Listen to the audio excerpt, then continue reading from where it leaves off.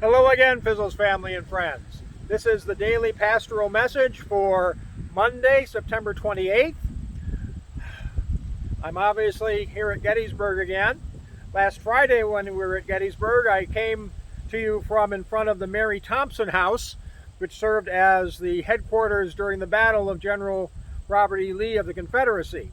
Turnabout being fair play, today I'm standing in front of the Lydia Leicester House, which was commandeered by the Union and served for much of the battle as the headquarters of Major General George Gordon Meade.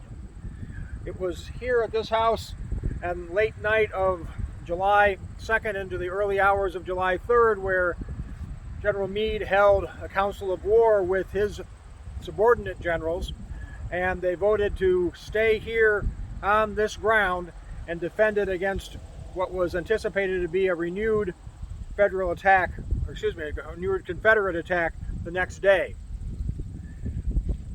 During that attack, particularly the artillery bombardment that preceded Pickett's charge on July 3rd, one problem with that artillery barrage that the Confederates hoped would weaken the Union infantry line just several hundred yards from here was that they overshot their mark. And so several shells came in proximity or hit the Leicester House, causing General Meade to need to move his quarters from here over to the southeast to Powers Hill, where I filmed a couple of weeks ago. So for our spiritual message for today, I'm coming to you again back to the Union version of The Spirit Divided by Neri Nyack and Brinsfield. And today I'm going to read you a selection by Chaplain Thomas K Beecher, who was the chaplain for 4 months with the 141st New York Volunteer Infantry. Now, Beecher is a famous name in 19th century America. His father, Lyman Beecher, was quite a prominent Presbyterian minister, and the Beecher children, many of them became then Congregationalist ministers, including one of the most famous Congregational ministers and abolitionists of the time, Henry Ward Beecher, Thomas Beecher's half-brother. Thomas Beecher also had a very famous half-sister, Harriet Beecher Stowe, who obviously we know as the author of Uncle Tom's Cabin. And so Thomas Beecher was a prominent Congregationalist minister in his own right, having a prominent church in Elmira, New York. And he wrote near the outset of the war, near the beginning of the war, that any able-bodied clergy person should do his duty and serve as a chaplain. Most of the chaplains only served for a few months. They didn't sign on for the duration of the war or for the 90 days necessarily, or the 3-year or 2-year commitments. And so the 4 months that Beecher did were not atypical for chaplains, 4 months that Beecher served. He mustered in to the unit pretty much when they started, around the 11th or 12th of September in 1862. Now, this is a few days, less than a week before the Battle of Antietam, but two things kept their unit, the 141st New York, from fighting there. One is they just mustered, so they weren't prepared to go fight yet. And then after they had their basic training, they were sent to the Western Theater. And so even though I'll be reading some letters from Thomas Beecher, he was not present at the Battle of Gettysburg.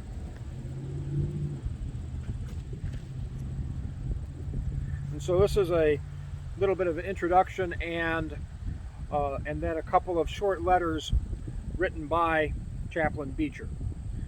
It says here in the book, Chaplain Beecher called his prayer meetings, quote, chaplain drills, and held them after the camp call tattoo signaled an end to the day's activities and before taps put all the lights out. And then here's from Beecher. Chaplain's drills opens with a box drag by two of a very greasy box on which hospital pork is cut by day, to a convenient site whereupon the chaplain stands and swings his lantern. When enough gather around to say "we," the chaplain begins to talk. What he says needs not be written, for he has already told all he knows in his home of Elmira. He finds it refreshing to talk to new faces and to get off old things as if they were new. What good times those Methodist preachers have, moving every 2 years. Next to editing a daily paper, I count preaching 3 or 4 new sermons a week to be the most unreasonable tax and draft on human brains. Churchgoers don't find fault with stupid sermons until you've tried to write 100 per year for 8 years. And then the editors make this comment.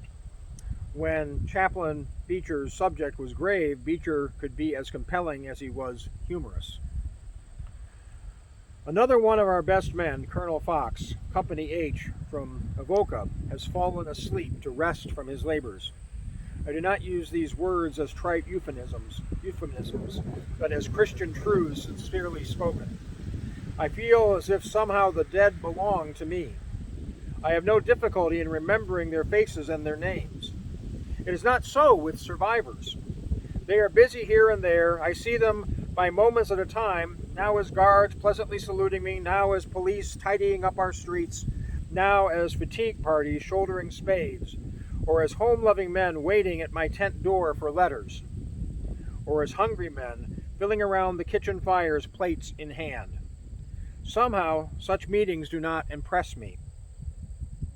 They do not strike in and fix themselves. But a man takes sick, and at once he seems an acquaintance.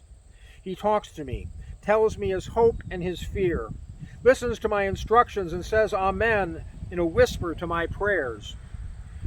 He fades day by day. And at last, his clean, white, sharp-cut face is recognized in the open coffin. They who knew him best are by him. His 3 officers stand and wait for the chaplain to speak. I cannot explain it, but 'tis so. The departed are more mine than the staying. The dead are more to me than the living. If 100 of these men die, I shall be able to call their roll easily. So that's another view into the life of a Civil War chaplain, a view into a religious family of the times that were movers of public opinion regarding slavery and support of maintaining the Union in the Civil War. I hope you find today's reflection, or today's reading, interesting. Continue to hold the congregation and me also in your prayer, I ask, and especially all those affected by the virus. I'll be coming to you tomorrow, likely with a reading from Bread for the Journey, and throughout the week until we gather again for worship on Sunday. Again, keep the church, myself, and all those who need healing in whatever way that they know and God knows in your prayers.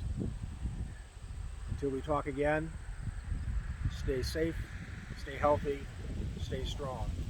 And I know that God is continuing to bless us all. Goodbye for now.